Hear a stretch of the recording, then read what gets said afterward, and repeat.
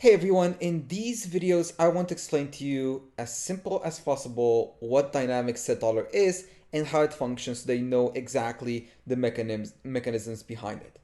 So firstly, DSD is an algorithmic stablecoin with dynamic supply. So what this means is firstly it's a stablecoin. So it's designed to have a price target of $1. I really think you should adjust in your mind the target price of DSD as being $1.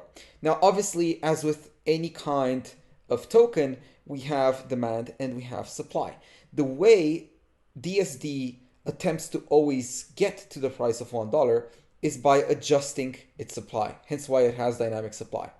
Now, it doesn't adjust this, so it does adjust this through its algorithm, but what's more important is the incentives that this places upon the participants in the ecosystem to drive the price back up or back down, depending on the situation. So we have two different scenarios that we could be in.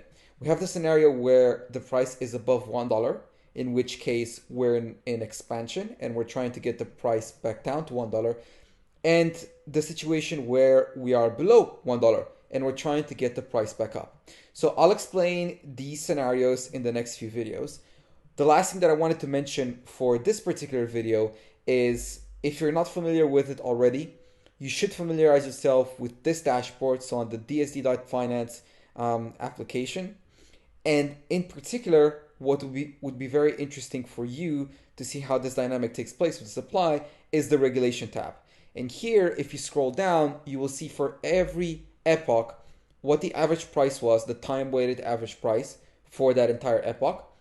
Just as a side note, one epoch is 2 hours for DSD currently as I'm recording this. And here you see how the supply has changed with every epoch. So with every epoch, you see currently we're expanding at 500,000 DSD every 2 hours. So it's quite a fast increase.